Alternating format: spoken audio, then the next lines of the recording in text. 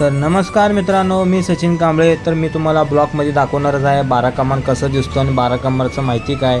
जास्ती आपल्याला माहिती नाही, पण पूर्ण तुम्हाला बारा कमान दाखवतो. चला.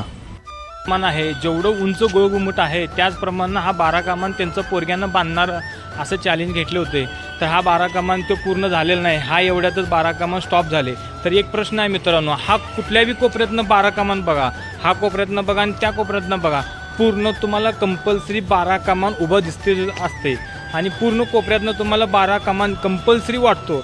आणि कुणीकडनं बारा कमान वाटतो हे मला बी माहीत नाही, पण बारा कमान